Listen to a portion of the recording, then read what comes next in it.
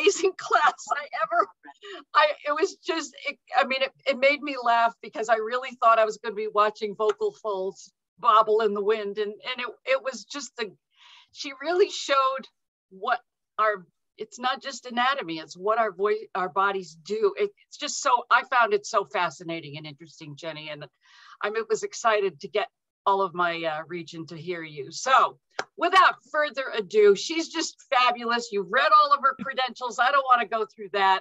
I just want you to have a great time with her. So Jennie Morton, welcome to Region 1 in New England.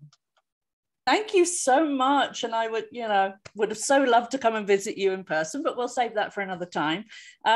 So yes, I'm here in LA, and I was a professional singer for many years. I was the lead singer of a big band for 10 years, like a 20-piece swing band.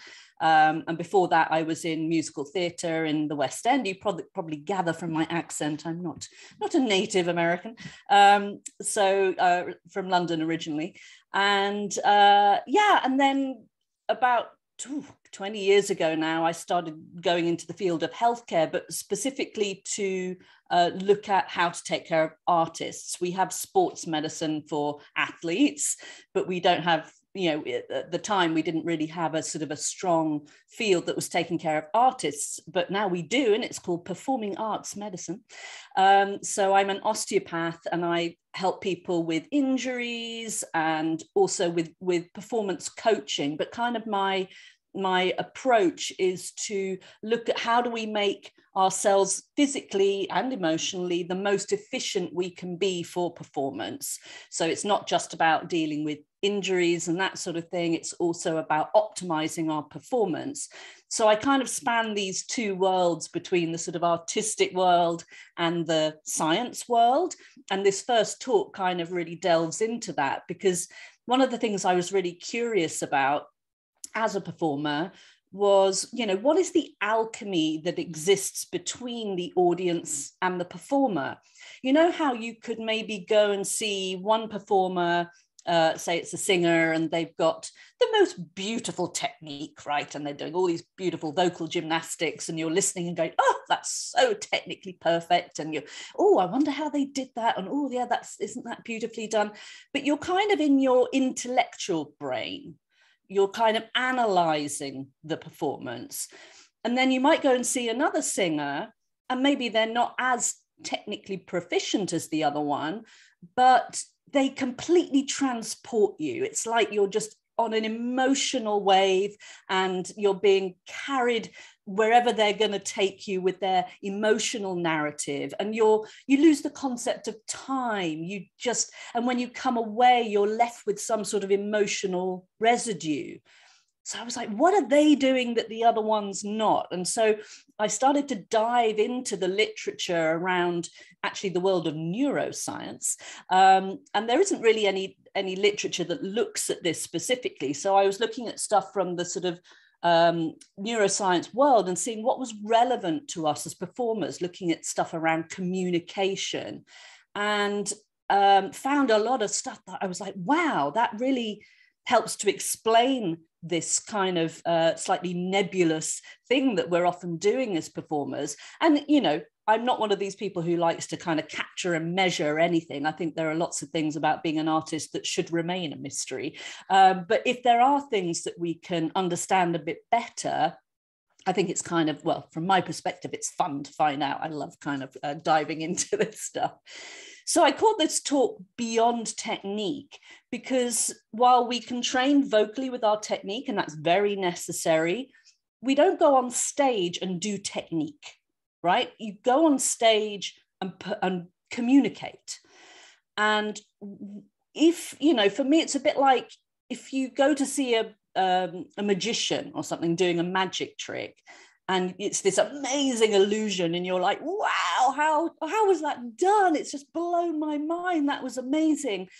And then if someone tells you how it's done, and then you watch it again, you kind of go, well, okay, kind of see it now. It's taken the illusion away.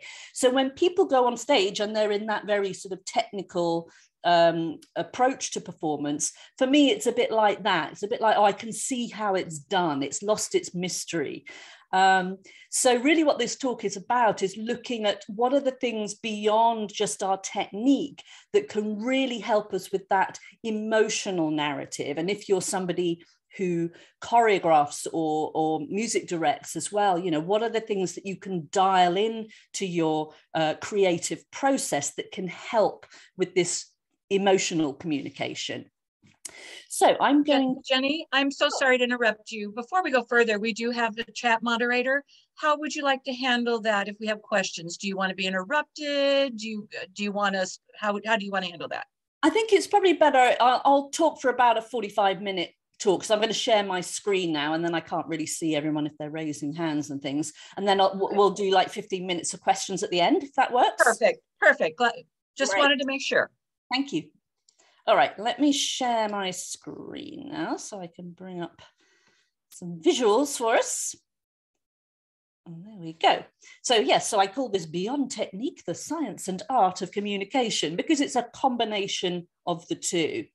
And what we're going to look at first, don't get freaked out like Karen did before, but what we're going to look at is what is the stuff in the body that's kind of the architect of communication.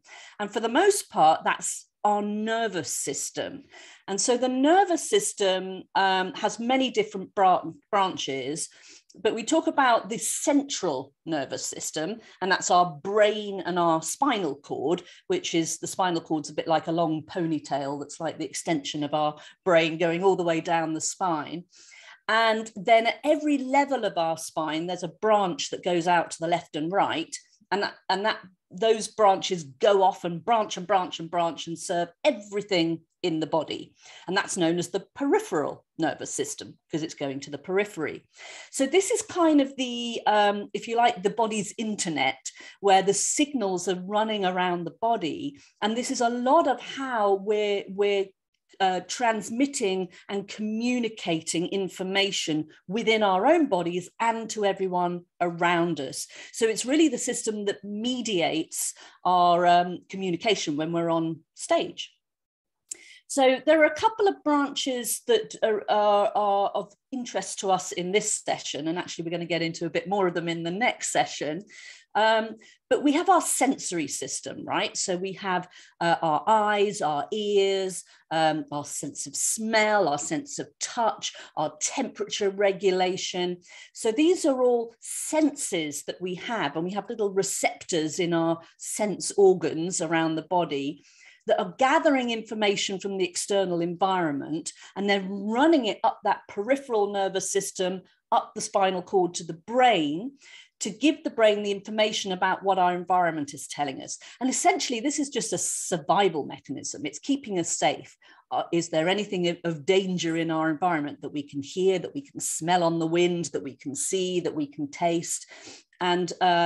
And therefore, once that information has come into the brain, we can do something about it, right? So I was just mentioning about being in a fire risk area. And so if I'm smelling fire, I can taste smoke, I can see smoke, I can hear a crackling sound, my skin's getting hot because I'm registering the heat. Then all that information goes to the brain, and the brain goes, ooh, put that all together, and that adds up to fire. So I need to get out of here really quickly. So then what it can do is send signals back down via something called the motor system, which is the movement system. This is the signals from the brain to our muscles so that you can respond to whatever information has come in. In this case, get out of Dodge really quickly, right? So we've got sensory information in and motor information going out to our muscles. Now, it's this motor system that we're going to look at in particular when we look at communication, because communication, strangely enough, it's actually a function of our movement system in our body. And in the brain, we have an area called the motor cortex, and that's the part of the brain that deals with sending out all these signals to our muscles. And the cells in our nervous system are called neurons. Anything with N-E-U, neuro, at the beginning of it just means to do with the nervous system, neurology, right? So neurons are nerve cells. And in that motor cortex, that part of the brain that deals with movement, there are some specialized neurons, and these are called mirror neurons. And these were only discovered, probably about 20 years ago now, maybe just over 20 years ago. And they were discovered by a team of scientists in Italy, actually. And they were looking at macaque monkeys. So they do a lot of their research on monkeys, and these little macaque monkeys are used because their brain anatomy is very similar to ours. So what happens in them, you can normally extrapolate to humans. And they're also quite docile, so they don't tend to tear up your lab when you're working with them. So what they were doing was they were putting electrodes on the brains of these monkeys, which unfortunately involves drilling through the skull, which is why they were doing it on monkeys and not humans. And what they were looking at was nothing to do with communication. They were actually looking at the hand-to-mouth gesture in monkeys. So this is another survival instinct. We have to be able to put our hands to our mouth to eat and feed ourselves. So they were looking at which areas of this motor cortex in the brain light up when the monkey does the hand-to-mouth movement. So they have these electrodes on the brain that are connected to a computer, and so they can map which regions of the brain light up when that particular movement is in operation. So that's all well and good, right? So they had these monkeys, or a couple of monkeys, hooked up to this machine. And one day, one of the scientists was having his lunch. He was on his lunch break, and he was sitting at a table opposite the monkey who was in its little cage hooked up to this machine. And he was having his lunch. So he was doing the hand-to-mouth gesture opposite this monkey. And suddenly the computer kind of lit up. And it lit up with this hand-to-mouth region of the monkey's brain, but the monkey wasn't moving. So like everything in science, nothing's sort of discovered very quickly, particularly when you're not looking for it. They thought this was a bit of a quirk, an anomaly, something wrong with the equipment. But actually they found over several years, it took them quite a few years to figure this out, that what was actually happening was that the monkey was observing the scientist doing the hand-to-mouth movement, and it was mirroring it in its brain, but it wasn't producing the end movement. So that motor cortex, the bit of the brain that sends the signals to the muscles, was lighting up, mirroring the hand-to-mouth gesture, but it just wasn't producing the actual physical movement. So this has now been called monkey see, monkey do, right? So what this showed, and it's since been proven in humans as well, that when we observe movements happening, the area of our brain that sends the signal to the muscles will fire the signal to the muscles in a mirror of what we're seeing. But there is another layer of nerve cells that comes in, and it switches off. It's called inhibition. They inhibit the actual expression of that movement when we're simply observing.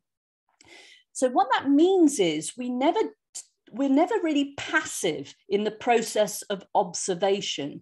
Have you ever had that experience when you're talking to someone, and there are some people that do this? I remember somebody when I was a kid who used to do this, and I found it really annoying. When you're talking to them and they're kind of mouthing your words with you, right? They're kind of talking along with you.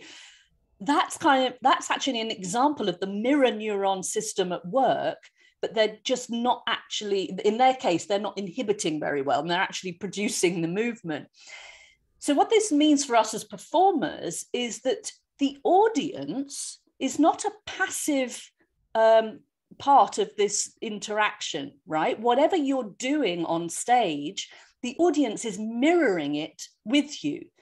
And, I'll have people say to me, I'll say, if you go and watch a ballet, you're actually doing it with them. And they'll be like, but I've never had a ballet lesson in my life. How could I possibly be doing that with them? Okay, if you've not trained technically in that style, then you're not going to be doing a physically accurate representation of it. But we've all got a template for moving our arms and legs in space. So we'll be doing a rudimentary version of it that's concomitant with our level of technique. But it's a bit like if you're a singer and you're listening to somebody else singing, you can kind of feel what they're doing, right? If you're like, oh, I wonder how they're getting that sound, you're kind of doing it in your own throat. And that's how, if any of you are voice teachers as well, you know, when we're hearing people, you know, I work as a vocal coach, and I work with vocal rehabilitation for people with voice injury. And I can hear what they're doing that might be leading them to that injury because I can feel it in myself. So we're all doing this all the time. So this is the mirror neuron system at work. Now, we're going to go now back into history a bit. We're going to zoom back to our primitive ancestors and hold that mirror neuron idea in your mind, because we're going to look at how communication evolved in our bodies. Because whenever we're trying to do something, whether it's something we're trying to do technically or whether it's something we're trying to do in a communicative way, if we don't understand how the body actually is wired to do those things, then often we can be doing things that are going against our biology, against the way things actually work. And that can lead us into trouble or into sort of roadblocks. So a lot of things with technique, for instance, particularly with voice, often the challenges I'm working with singers is due to the fact that their idea of how their voice actually operates doesn't match the biology, and therefore they're kind of fighting their own anatomy to a certain extent. And it's the same with communication. So let's have a look at how our systems evolved to communicate. So when we were in primitive prehistorical times, and here we're talking about pre-linguistic times, before we had the capacity for vocal communication. So we're living in sort of tribal groups, and the tribe is there to work as a team and keep each other safe, right? So how did we communicate when we had no vocal capacity? Well, we had body language, right? We were observing people. So if somebody came up to you and went like that and looked kind of grim and angry, then remembering this mirror neuron system, what's happening is you are mirroring what you're seeing. You're firing all the muscles that you would use to do that kind of angry gesture. But what we also now know is that mirror neuron system is hardwired into something called the limbic system. Don't worry, there's no quiz at the end. You don't have to remember all these names, but if you like that stuff, you can jot it down. So the limbic system deals with our kind of primitive emotions, right? Often it's known as the sort of, you know, the primitive brain or the animal brain. And so when we see somebody make that gesture, we mirror it in our body. We also connect it to emotional memory. So if someone's, you know, looking angry at you, you mirror that in your system. You're also going to connect it to a memory of going, oh, when I did that, I felt angry. Therefore, that person's angry. Message decoded, right? So we're decoding messages about people based upon mirroring their muscle movements and connecting it to emotional memory. So this is how we're able to read our environment, read each other, and make sure that we're safe. So that's all well and good when you can see people, right? So that tells us how we're communicating within a group. But what happens when you're at a distance? Now, as tribes in evolutionary sort of history began to get more successful, and they got getting bigger, and they started to travel further and further to forage for food, then you're starting to not always be in direct communication with other people. You might be sort of wandering off on your own a lot further. So verbal communication is not all that useful when you're not that close to each other. So it's thought that sound and vocal communication developed as a means to communicate at a distance, because we can make sounds that can be heard further away than where we can visually see someone. But we didn't just leap from having no language at all to suddenly being able to construct syntax and grammar and sentences and things like that. we started by making noises, right? We started by exploring vocal range. And it's kind of like a baby learns to speak today, right? So a baby's evolution is like a little microcosm of our historical evolution. So babies explore by vocal range, right? So what's that if it's not music, right? It's pitch change, it's intonation. So a lot of evolutionary biologists say that music and language develop together as a means of communication. They are inextricably linked. So when we are performing music, it is communication. But of course, we didn't sort of start with vocal communication.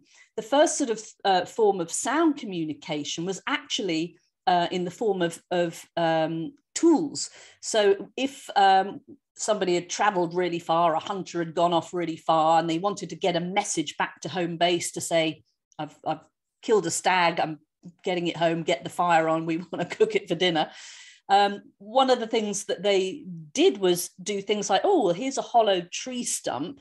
If I stretch an animal skin over there and hit it with a stick, I can actually send sound over greater distances and be heard. So musical instruments could be seen as a means of communication. So if you're beating a drum up on a hillside and it's sending that sound back to the village or wherever it is you're trying to reach, remember those people back at home base, they still don't have a part of their brain that can deal with intellectual decoding. So they don't have this prefrontal cortex that we have today that allows us to intellectually decode messages. So what happens is the sound that's coming in comes in their ear, goes straight to that motor cortex. So it's sound, sensory information going into the brain. It goes to that motor movement part of the brain. And what the motor part of the brain does is it goes, oh, that sounds created by making this movement on the drum. It recreates that movement in you. And therefore, you know what the message is by decoding it that way. It doesn't require an intellectual process. And believe it or not, it is still that way today. We still decode communication on a physical level, a movement level, and then we overlay a kind of intellectual thought process on top of it. So this was also proven with our friends, the monkeys, when they were doing these experiments. Once they determined that these monkeys were firing the muscles in a mirror of movements that they were seeing, they then did another experiment, and they did this with peanuts. And so when they had monkeys cracking open peanuts, something that monkeys like to do to feed themselves, and they looked at which areas of the brain light up when a monkey cracks a peanut. And then they had somebody opposite the monkey crack a peanut in front of them, and the monkey wasn't moving. And yes, the area of the brain for cracking a peanut lit up on the computer screen. Then what they did was they put a screen up so the monkey now can't see the other person, and they just cracked the nut, which obviously has an auditory sound to it. So the monkey could hear the nut being cracked, but couldn't see it. And guess what?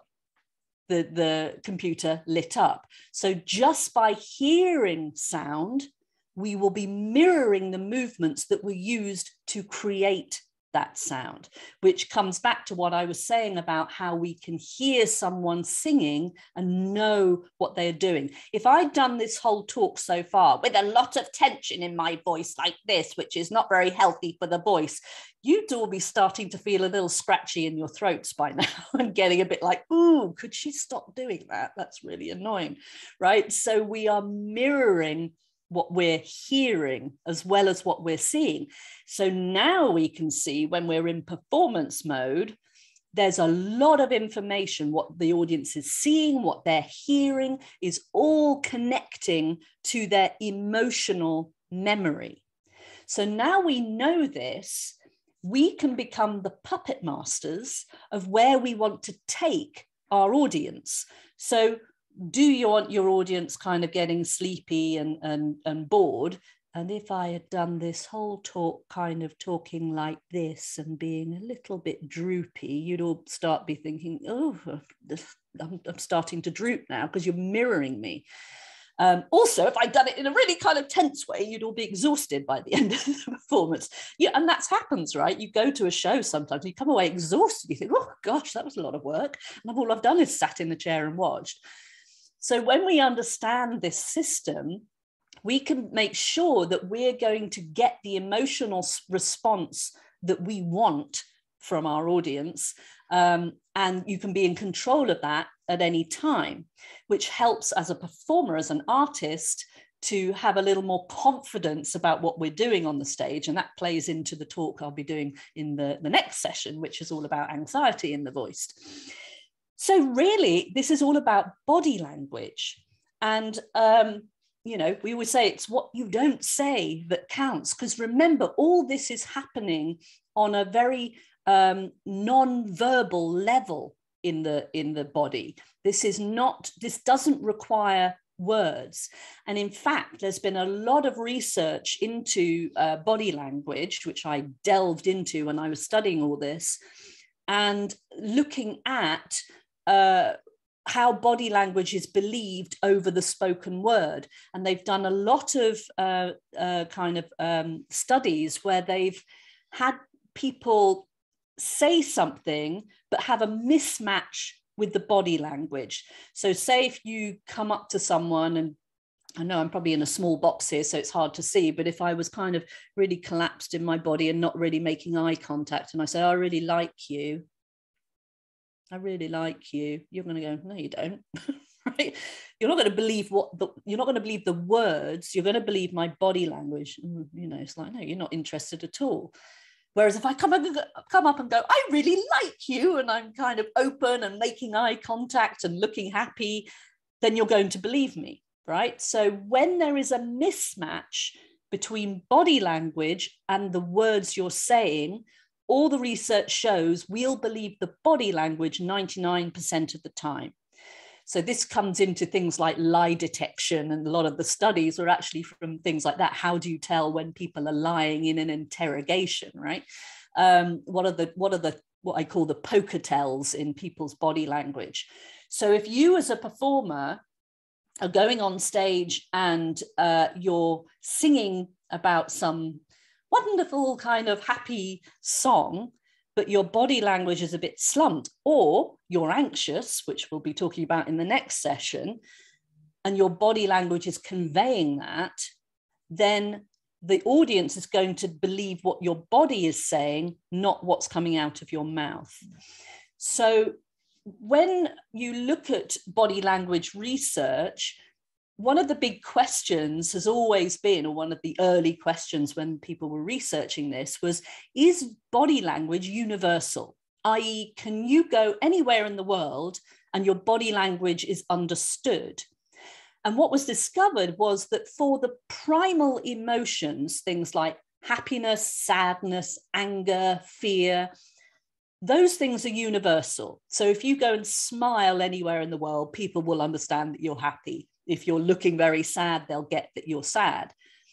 But when you come down to more sort of finite body languages, there are differences. For instance, in India, people nod their head no and shake their head yes. So there's a very obvious way that we could be misunderstood. But the primal emotions are universal. And one of the universal body languages that I like to pick out when I'm doing talks for performers is what's called the universal fear posture. So they've done studies where they've gone and startled people all over the world, and everybody does the same thing. And it's even present in all mammals. So this is universal across all mammal species as well. And when you see it, you'll recognize it. And it kind of makes sense when you're a four-legged creature. So this is the universal fear posture. And so I call it the cartoon cat syndrome. what happens is we tend to round our spine, and we tend to kind of collapse our chest in. But what you might assume is that when you round your spine like that, essentially you're trying to protect yourself. And if you're a four-legged creature, what you're doing is you're creating a hard shell. So if you've got a predator coming to attack you, because remember, the body is really expecting some kind of physical attack, you want to create a hard shell. And the back of our body is tougher than the front. We've got some sort of squishy areas on the front that are open to attack and are a little vulnerable. So if you're a four-legged creature, you kind of expose the hard shell so that if you take a blow, you can weather it better. But you might think the obvious thing would be to tuck your head in, but that's not what happens. We actually bring our heads up, as you can see in these pictures. The reason is all those sense organs we were talking about that help us read our environment and tell us whether we're safe are on the front of the head, right? So we need to bring those up so we can make some choices about how to respond to this situation. Have I got time to run away from this predator? Is it far away, or is it close enough I'm going to have to fight it, right? So we round our back, excuse me, but we bring our heads up. So you can see in the human versions there, we don't necessarily go into that full kind of body collapse, but we often do a very subtle version of it. We slightly collapse the chest. We then just bring the head up. We poke that chin forwards a bit, which is not terribly helpful when you're trying to sing, because of the vocal apparatus in the throat is then off its neutral position. I also call this kind of posture the disease of modern life, because it also goes with phones, laptops, right? It's this kind of desk and device posture. You know, I always say to people, I want to device you, get rid of that vice, right? Because it's a vice that we're trapped in. So what this means is if you're a little nervous, then often that's what you're going to do. You're going to slightly collapse here and bring the chin up. And it's something I do a lot of audition coaching, particularly for Broadway performers. And it's something I see all the time when people are nervous, is this slight kind of ghost of fear posture. So number one, what we need to be understanding is that posture is a two-way system. So we're talking here about emotions driving posture, right? So if you feel a bit afraid, you're going to collapse into this place. But equally, posture can drive emotion. So if I were to ask you and say, like, all day tomorrow, I want you to walk around in this fear posture, don't make eye contact with anyone and just kind of shuffle about your day. By the end of the day, you're probably going to feel quite miserable, right? But if I say to you, okay, open up the chest, brighten the face, make eye contact with people, smile, and go about your day like that, you'll probably feel quite good at the end of the day. So posture is a self-fulfilling prophecy in an emotional sense.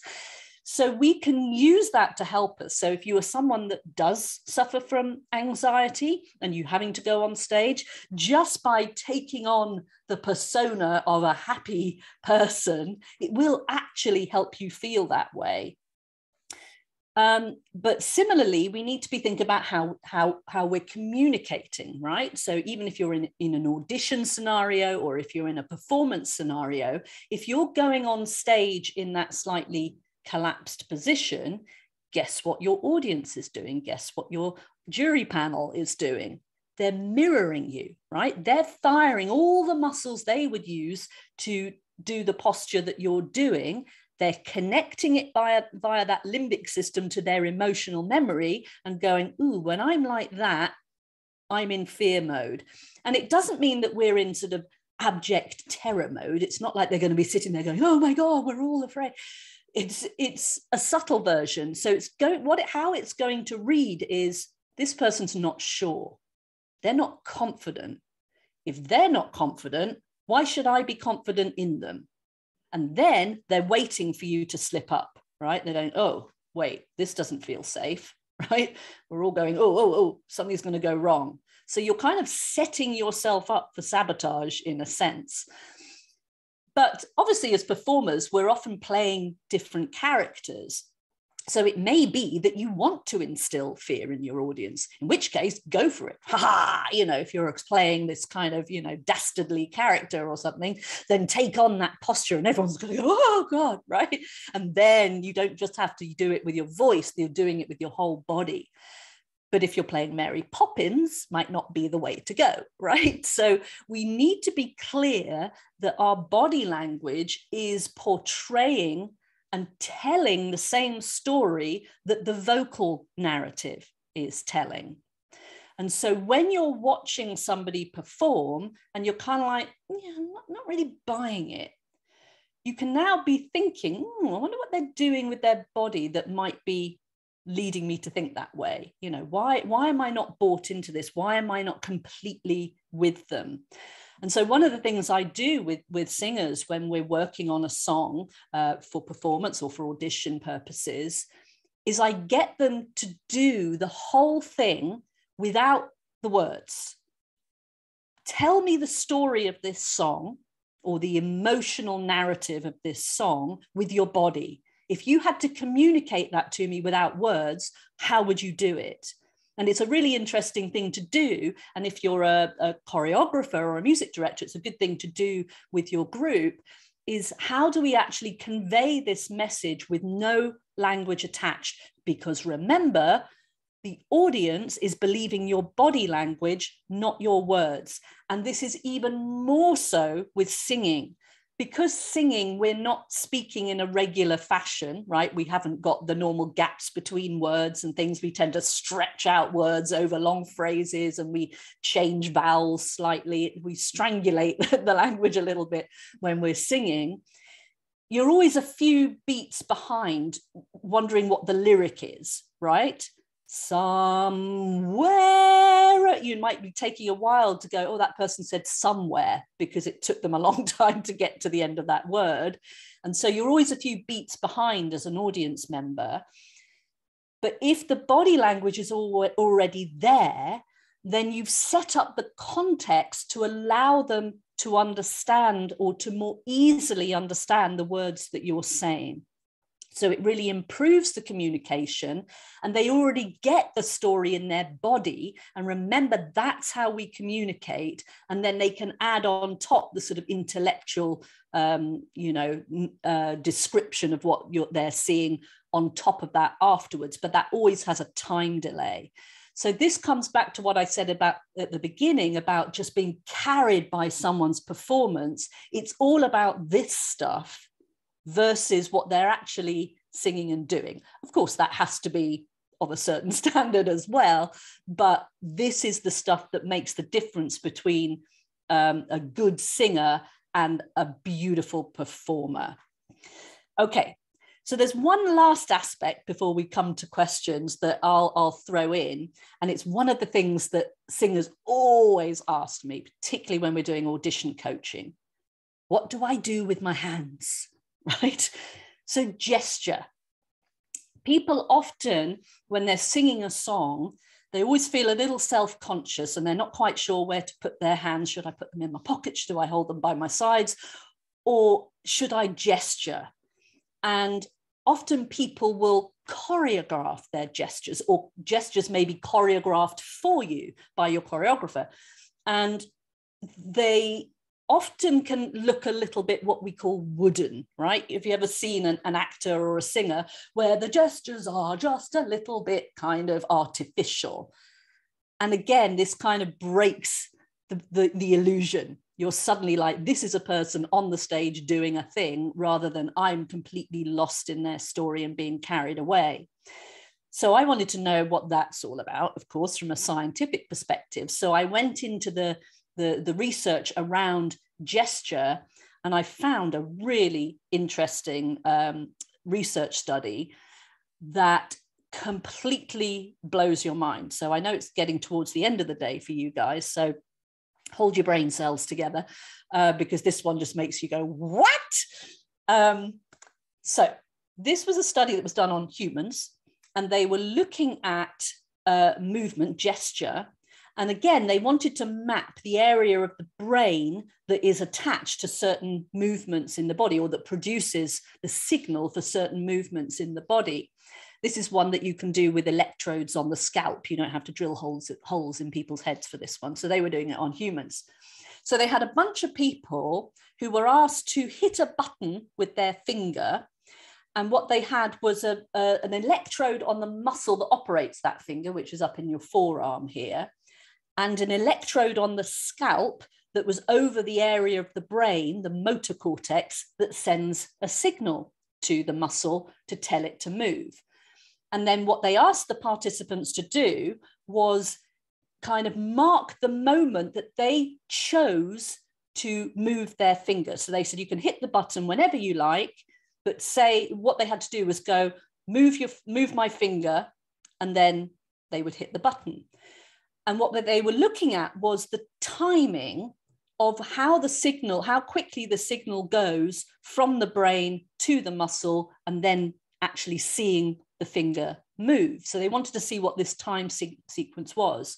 Now, when we send a signal to a muscle from the brain, before the signal goes, there's actually a little, what we call, it's like a little ignition switch that goes off in the brain. It's called the readiness potential. It's like a little spark that ignites in the brain first, then the signal goes to the muscle, then the muscle moves, then the finger moves. So they were looking at this timing sequence, and what you would anticipate in a logical, or what we consider logic, logical sense, is that the person would go, move my finger. So they've made the conscious decision to move their finger. The ignition signal would spark, the signal would run to the muscle, the finger would move. But that's not what happened. What they found was that little ignition switch, the readiness potential, fired 500 milliseconds. Things happen very quickly in our nervous system, but that's quite a big time in our nervous system. That ignition switch fired 500 milliseconds before the conscious decision to move the finger. So this is where your brain starts to hurt. What? So you're telling me my brain sent the signal to my finger before I'd chosen to do it? Which kind of brings into question the concept of free will, right? It actually doesn't. What it does is it questions where we think our free will comes from. So again, we've given precedence in our modern times to this logical part of our brain that's up in our forehead here, what we call the forebrain. And we think that we're terribly in control over everything in our body, and we tell our bodies what to do. That's not what happens. That motor cortex, that more primitive part of our brain, is making decisions. Then our logical brain is a bit like an echo chamber. We're telling ourselves what has just happened. So this just takes a while for your brain to get around that, because this part of the logical part of your brain that's trying to figure this out thinks it's in control, and we've just told it isn't. So we are telling ourselves what has just happened. Oh, I just moved my finger, rather than I just told myself to move my finger. So what on earth has this got to do with performance? Why is she rattling on about this? So it comes down to this gesture thing. Now, when I see people gesturing and I'm not buying it, I'm going to look at the timing of how that performer is using that gesture.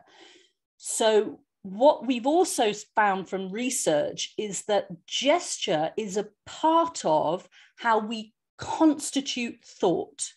So it's not, so you've noticed as I'm talking, if you've been seeing me in my little box, I gesture a lot, right? I'm doing a lot of flapping about with my arms when I'm moving. And that's because gesture is a fundamental part of how we come up with our thoughts, how we constitute thoughts, because thoughts are a property of that movement system, the motor part of our brain.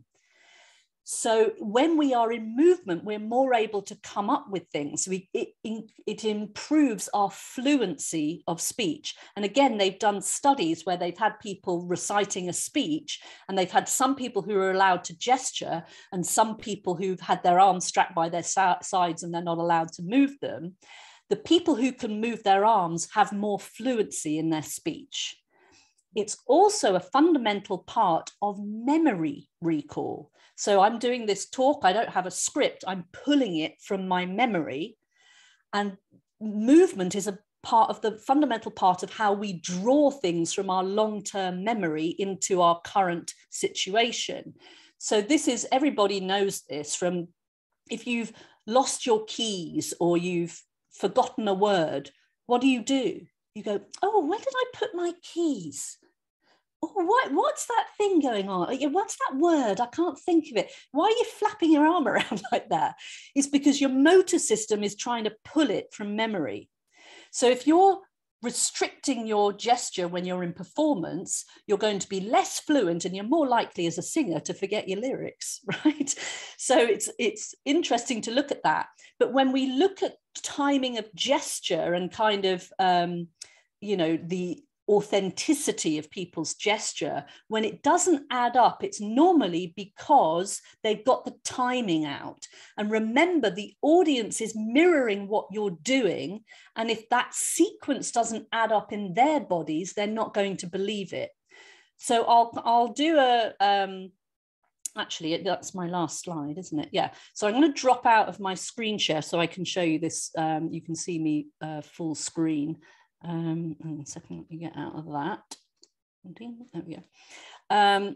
So if I'm doing a song and say the song is going to talk, I want to reference something. So we're always painting pictures for our audience. If I'm singing about a castle on a hill, clearly there isn't a castle on the hill in the theatre, but I might point over there because there's a castle up on that hill.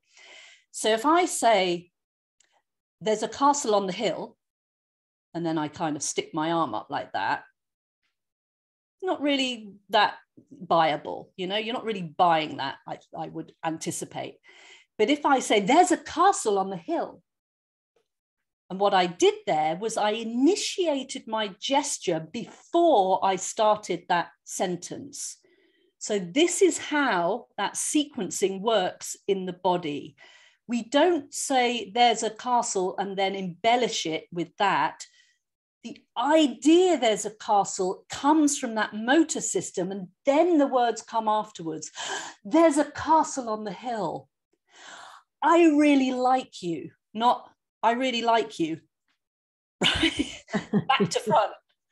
So if you initiate that gesture just milliseconds before you say the line or sing the line, it's much more authentic, and but you're setting up that context for the words to be understood.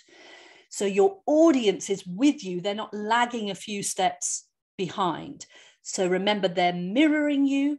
They're doing the same in their motor system. They're connecting it to emotion. And if we're getting the timing right, then we're all on the same page and we're all working together.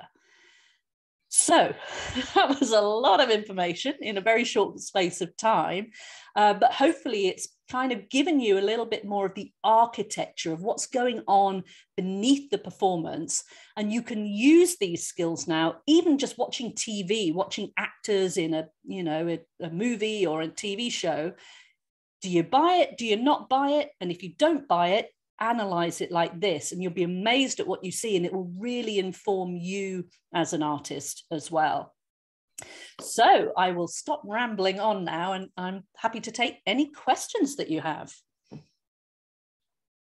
Would you like them to just speak their questions, or do you want them to put them in chat? Sure. I mean, if people want to jump in. Okay, great. Just unmute yourselves and ask away. Ask away. Before they do, Jenny, I'm Annette, the chat moderator. I had some comments I'd like to share with you. Right. When we were talking about the fear response and for singers not being afraid, pulling the shoulders back, Christine Powers said the Superwoman pose. Yes. And Sybil from Coastline said, fake it till you make it. And Lisbeth said, we hear what we see.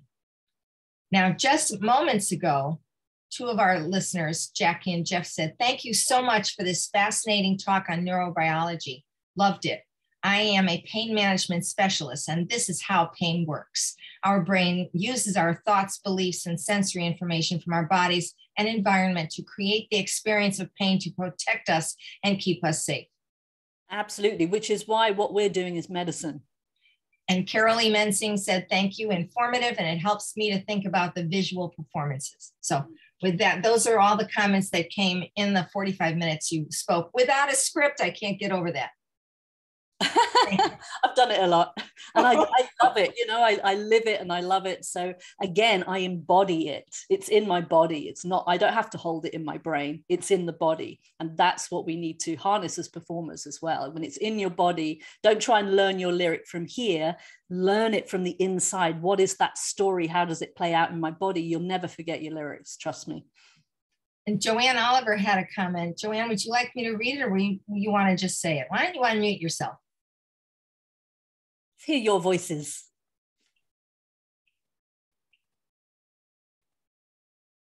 Joanne Oliver. Okay, Joanne Oliver said, our choreo team often asks that people don't telegraph the moves too early to give away or message too early, our message too early. Do we need to review this? Lots to ponder. Yeah, I mean, this is all about, it's all going to be tailored or customized to whatever you're trying to portray. Yeah, if you want to hold something back, if you want to be mysterious, have the mysterious body language, right? So we can use this, you know, we were talking here in a very sort of, you know, binary sense in a way, but the multiplicity of how you go. I mean, when I'm coaching a performer, most characters that people play are not one-dimensional, right? They're not just happy or they're just sad. They've got layers. You might have somebody who's outwardly trying to be really happy, but is actually really quite frightened inside. So I will then use that. Where do we put the subtext in? So I might have them, right, from the waist up, you're going to be happy, but the shoulders will have a little tension in them, and maybe we'll have your right knee just shaking. And that's the poker tell.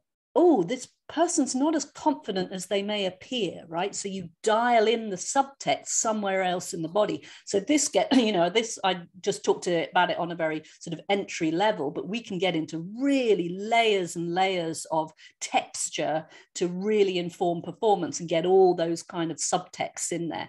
So you can use it in whatever way you want to drive the narrative you want. And that's not always about being happy clappy, right? Laura Russell has a question. Take it away, Laura. Thank you. Hi, Jenny. Hi. That was so interesting. So I'm part of a chorus, and we do a lot of things right and a lot of things well, but we're often known as like a technical chorus, like get out of your technical. Like we sing well and all the choreo and stuff like that. And so we're trying to like get past that technical barrier, that because we're also like perfectionists, right? And so we want to like deliver the line how it was practiced. And so I'm wondering if you have any suggestions about that. Yeah, so one of the things that I do as a performance coach and also as a teacher, I teach dance technique. I was a ballet dancer originally, so I teach ballet, I teach voice, I teach a lot of things. And with all of them, we have to allow for, you know, we often don't practice what we do on the stage. We do our practice in the technique and getting very kind of analytical. And yes, we have to do that. Of course, the technique is like the scaffolding that holds the performance up. It keeps it, it makes it excellent, and it makes it safe so that we're not injuring ourselves. But if we are used to always, our nervous systems are highly contextualized. So if you are always, right, when I'm in performance mode, I'm thinking about all these things, that's the way the nervous system gets set up. So what I do when I'm kind of teaching classes or doing rehearsals is, if we have to break something down technically, which obviously we have to do, let's get into the nitty-gritty of it. After we've done that, I'll always say, right, now just forget everything I just said and just do it. Don't think at all about your technique. And we have to trust that if we've repeated it enough times, it's in muscle memory, right? It's in those memory banks. And it's a bit like, I kind of sort of think about having, you know, you've got your technique mind and your communication expression body. And it's like, we've been in technique, now we need to put that at the back and be in performance mode. And then we bring it forward to analyze and we put it back. So that always the last thing I do, either in a class situation or in a rehearsal situation, I always make sure we end with forget everything, trust. Don't micromanage your technique, trust it's there. But if you haven't practiced trusting it's there, then you tend to grip onto it even when you're in performance. So you need to practice releasing it, going into the nebulous wishy-washy with the technique in the muscle memory behind you. And in our next session, we'll be getting into a little bit more of that, because we'll get into the sort of anxiety, perfectionism thing and how we manage that a bit more. But we basically have to practice not being in technique mode in order to be able to reproduce that on stage. So that's what I recommend. Thank you. Welcome. Any other? Hi, I'm not seeing any raised hands. I'm looking. Anybody can unmute and comment. You want to read Kathy Saunders' comment? I'm sorry, I didn't see it. Sorry. It's okay. I was just going to offer to read it. No, read it. Please read it, because I can't Okay. find it. Kathy said to everyone, we need to also allow more performance as much as technique. Yeah. Kathy, I'm not sure I understand that. Would you mind unmuting? And is that okay? Did I unmute? Yeah. And I did. Okay. What I'm saying is that we spend a lot of time on technique, which I understand is, we need to do that. But I don't think we spend as much time on performance as we do. I don't think your technique is what touches your audience as your performance does. I don't think I've seen multiple wonderful performances in my lifetime. I cannot tell you how technically astute they were, but I surely can tell you what they looked like and how I felt after they were done. And so I think we need to concentrate more on drawing our audience into what we're doing, and not so much. I know you see what you hear, but there has to be a balance. There has to be a balance. You can't look fake up there. You have to, they will see right through that, as all the neuroscience is telling you. That limbic system is pretty damn smart. It will pick it out in a heartbeat, and you go, okay, I'm done. I'm not watching them anymore. I don't believe a thing they're saying. Mm-hmm. So that's basically what I meant when I said we need to allow more time for performance mode and get out of that technical stuff. And your brain, just trust your brain will know what to do. It will, but you have to incorporate the two of them at the same time. Yeah, and by doing that, you're managing the anxiety that comes from, you've got to, I always say that anxiety management is not about being in control, it's about being comfortable with vulnerability. So you have to be comfortable in the vulnerable, and being in that expressive mode feels vulnerable. Oh, I might slip up, but actually it allows for that creative flow state to come through. But if you're not, if you haven't practiced being in that vulnerable mode, it's always going to feel terrifying. And then you're always going to jump back to your technique to hang on to. So it becomes your safety net in a sense. So you got to learn to swim without a life preserver. And that has to be practiced. And that is a technique in its own right, in a sense. So we shouldn't sort of put a hierarchy on this. Oh, well, that's secondary to our technical rehearsal, right? It's as every bit as important, if not more, because if you don't have that, as you just said, the audience they don't want to come, audiences don't come, they don't pay to see technique. They pay to be taken on an emotional journey. They pay to be transported for a couple of hours in the evening, right? And Heidi Zachara said a wonderful compliment to you, Jenny. She said, Jenny, you have shown us all the technique with your presentation. That's exactly right, because we saw how clearly you involved us in telling us about the chimps, the cavemen, the humans, the experiments, how excited you were about that, and how excited we should be in knowing how our bodies work. Yeah, and be excited about the performance you're giving and the medicine you're giving to those who are watching and listening, because it really is. And when you're, fully, immersed in it yourself, then the communication's pure. It's just pure. Michelle has her hand up. Go ahead, Michelle. Hi, Jenny. Hi. Thanks so much. This is so interesting. So I don't know that you've seen a lot of Sweet Adeline's performances. You have? Okay, good. And so one of the things that we struggle with is how much we let our hands move around. We're trying for a unit view of what we look like, but hearing about gesturing, and of course you have huge variability in a chorus. Some people are very much talking with their hands kind of people. Some people don't do as much of that. So what advice do you have from a performance perspective about how to take what might feel like natural gestures and sort of get a bit of homogenization maybe around that? What do you think? Yeah, because I was kind of talking more in this presentation about, one person on a stage. So when you're in a group, and I was a ballet dancer where you have to have every fingernail has to be lined up with the person. So what I do with groups who are working in unison and doing similar movements to try and get that unity, it's a bit like, watching a flock of birds moving together, right? What is that communication that's happening at the non-verbal level to make that happen?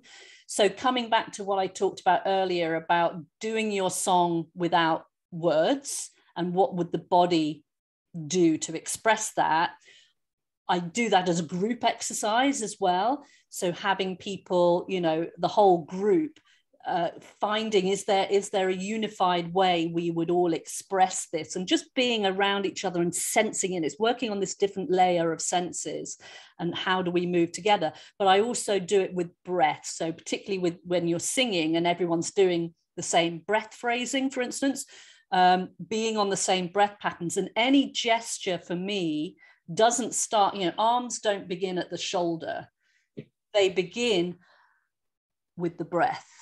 Yeah, so the rib cage expands and the arm comes from it. So if I'm about to say something, the first thing that happens is breath, then the gesture, then I say it. So finding the breath that initiates the movement, if you work on that as a unison exercise, what is the breathing that would start that arm movement, and really slow it down into slow motion so that everyone starts to get that what I call the Scooby senses, right? You can sense each other moving rather than seeing the move. Once you've seen the movement, it's too late, right? When you're initiating it. So finding that breathing together, how do we work as one unit in breath, and how do those gestures that we're doing come from the breath, and really slow the whole choreography down. When the nervous system gets it slowly, it can do it quickly. But if you miss out the slow bit, you can't retrofit it, right? It doesn't work that way. So slow it down, find the breath, find what's underneath the movement. Why are you doing that gesture? Don't choreograph things if they make no sense. Have a word with your choreographer. Trust me, I've done millions of shows in my time where we're like, why are we sticking our arm up then? So make sure that it's coming from the story or the emotion, and then do these exercises where you slow it down, take the words out of the equation, and get that communication with the body. Jenny, we are a little over your time. I just want to make sure you have enough of a break before your next class. No problem. Are you all right? Annette, do you want to read the next? Yes. We have one comment. And Laura Russell comments, yes, there's a balance with unity and expression, right? Yes, absolutely. It's all about balance.